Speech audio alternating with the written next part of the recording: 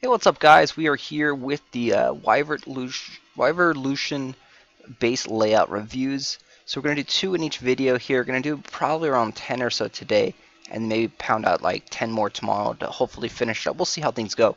Uh, so this is another high-level player. It is Artherpendragon 1, it looks like. So he has a very funky curved curved corners everywhere, which is good because you can see in those curved corners you can stack a lot of towers, and all those towers can actually focus in the little spot. So this actually has 2 main DPS focus points. It's right over here in the very beginning, and then another focus point way over here on this side. And there's a couple extra towers here in the center. This tower is specifically really well placed because you can see it as at a hard to reach position. From this corner right here, only a super long ranged attack unit like a cannon, or if you call a pyromancer way up to the corner, could potentially attack this tower right here. So this is a very safe tower, and the same thing over here in this one. This tower again is at a very hard to reach position because you have to walk all the way around to hit it with anything with a smaller range. And again, only cannons or pyromancers that are lured right to the corner can potentially kill this tower. And as these 2 towers and these hard to reach positions level up, they're becoming a lot harder to take down, which means they destroy a lot more of your offensive troops when you're trying to raid the style of base. The most important thing is to always utilize these hard to reach tower positions, and you should probably build your base around those positions like he did here. So overall, I don't see anything that I actually would change. This is a very solid, great base here. Looking at the troops and the towers, you can see he's kind of playing to his strengths as well. He has high DPS over here, high DPS over here, and he's using a lot of gargoyles. So his initial base design is to either kill the hero over here or kill the hero over here. He's got 2 great chances. He has a beautiful choke point right here, some hard to reach towers that are going to kind of devour any reinforcement troops. The reinforcement troops that do get stuck here are going to get bombarded by gargoyles and arb blasters and frosters. And then also as your hero walks past there in the beginning, again the arb blasters, gargoyles, frosters are all going to bombard him. He's using a little bit of werewolves at the end, which do a decent amount of damage, to units. To the hero, it's so-so. It's not so much, but most of the time it's just like a stall tactic. And if the werewolf does get past the hero, he kind of devours the troops, and then he'll kind of kill the tent really quick. For towers, he's using a lot of skull towers or a lot of snake towers, which is really a good thing to use because they are probably the strongest tower right now in the game. They do a massive amount of poison damage, and the longer you stay over there, the more the damage is going to just devour your HP. So you want to avoid those guys as much as possible. The only downside to that is that the snake tower is really weak to cannons, because they have no range whatsoever, or very tiny range. They have like a right in front of them a little drop bucket of poison, and so the cannons, they stand so far away. Even the archers and the arb blasters, they both stand far enough away to actually kill the snake towers without taking any damage themselves. But with the archers, they're going to typically be close enough range for other towers to attack. So like if this was a snake tower right here, and then he had a firebolt tower in the corner, the archers would come up and they would try and attack the snake tower, but the firebolt tower right here would just devour the archers. So the cannon would be a little bit further out of range, and then the firebolt tower might not be able to hit him. So that is the benefit of cannons, and that's what I've noticed, that against a base that's snake tower heavy, you want to use a lot of cannons. Other than that, this, like I said, this base looks really well. It's just constant level up your towers. The only thing is we're not going into these bases and raiding, so we don't know exactly how many snake towers. There could be a problem if you're running with like 10 snake towers in here. If this isn't a snake tower, this is a snake tower, this is a snake tower, this is a snake tower. Pretty much everything's a snake tower. That doesn't work out that well. Too many snake towers, again, is very susceptible to cannons. So if he has maybe like 5 or 6 snake towers, and then like 4 or 5 fireball towers, and then like 3 skull towers, that's perfect. You want to have a nice mix of these towers. So overall, a great base right there, and I wouldn't change anything in this base at all. This is a base that you guys can study and look at and see why it's so powerful. Go in and try and attack this base, see how you can do against it, see how powerful it is. He has 3,000 trophies, so this is going to be a good test for people roughly around that range, because I bet you're going to die a lot. You're either going to die in this corner or you're going to die over here. So we're going to go back and take a look at another one. And I believe we already did deal yesterday, so we're going to go down to next one. DJ Lolman. So kind of funny name right there.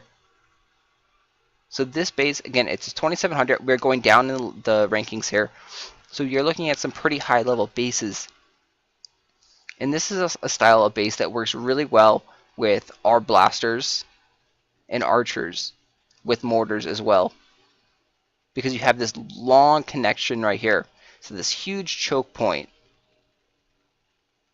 And so it pretty much prevents all of the reinforcement troops from coming up to the hero. Because as your hero is working its way up through these barricades and blockades, which are like perfectly positioned, it's going to slow him down. And as he's trying to get up through the base, all your reinforcement troops are getting destroyed right around here, because they're walking up the path and these guys are shooting away.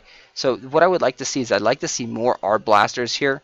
The mortars, they do a decent amount of damage, but most of the damage comes from the poison over time.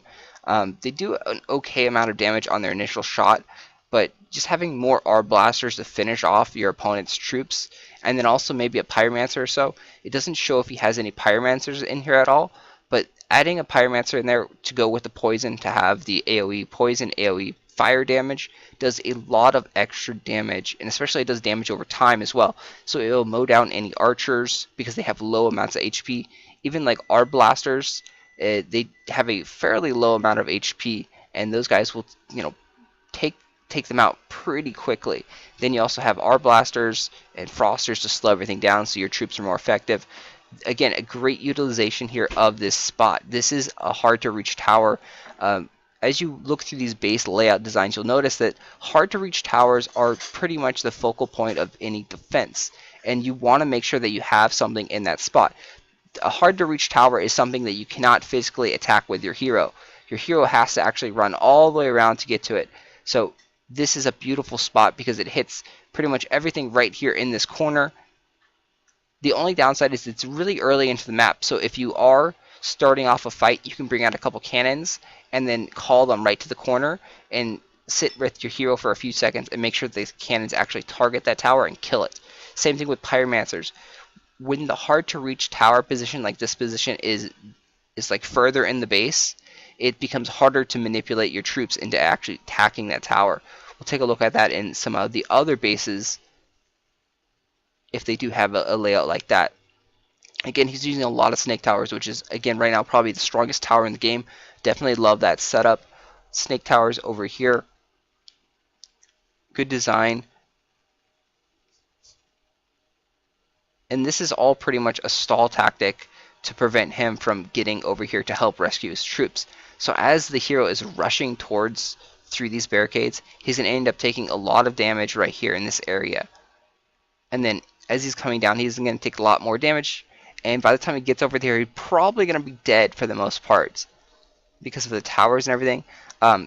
What he might have to do is he might have to like run his hero up here, take this area down, and then now sit in the corner and just recover, get to full health, and then start his push again. So you have to like take breaks to get through this kind of a base. If you don't take breaks, your hero has to be really overpowered and has really high hero gear or high hero level, because again, as you run forward, there's really nowhere to recover. You're going to just keep running, and you keep running into towers. So it's keep damage over time, damage over second. From each of these towers, it's just constantly on you. And then as you finally get up to the choke point, if you can get here with a good amount of time, a minute and 20 seconds or a minute and 10 seconds, you should be able to beat the base because there's not that many towers left over, and you only need around 30 seconds at the castle gate up there. So the main point is to getting over here with around 50 to 75% life, with about a minute and 10 seconds left, and you should be able to recover, because once you get all these towers down, you can come back here and sit and regenerate, and then you can call your troops up, and your troops can start attacking and divert the attention of the reinforcement troops. They're going to sit over here, and then you can also just move back a little bit more to make sure your hero recovers, get full HP, and then make his final push up into the base. Overall, this is a very solid base. If you know how to attack these styles of base, like I said, taking it a little bit slower and taking breaks every kind of section and chunk, you'll have way more success going through them. For defensive purchase on this, again, I want more pyromancers in here. Probably maybe a little bit less. Swap out one of the mortars for a pyromancer, and then I'm not sure how the monsters really work out into this.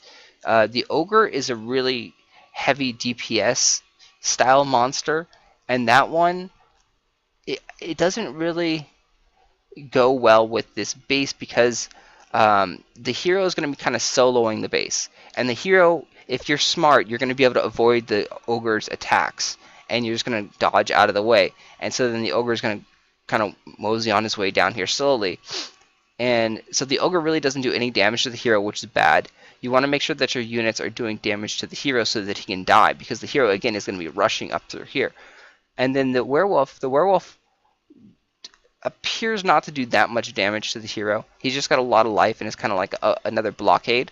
So the werewolf isn't as bad, because if the hero does stop to try and attack and kill the werewolf, then he's going to lose a lot of time. If he lets the werewolf go through, the werewolf attacks pretty quickly and will devour a lot of troops fairly fast, versus the ogre, who attacks really slowly and does a heavy amount of damage. The werewolf attacks really quickly, and so it's like a couple swipes and most of the troops are dead with the low amount of HP. Then when he gets to the tent dies really quick compared to anything else. The tent seems to be like really weak to the werewolf, so the tent will just get slashed down and die really quick. And once you get like one werewolf to your tents, there's really not much you can do, because he does AoE effect. All the monsters do AoE effect, so the werewolf is pretty effective. We haven't done full tests on the werewolf yet, but yeah, I would swap out the ogre for more archers, art blasters, pyromancer, things like that, and go with that. Possibly even a gargoyle. So swap out the ogre for either gargoyle, archer, art blaster, or pyromancers, because I don't feel the ogre is going to be really effective in this style of base.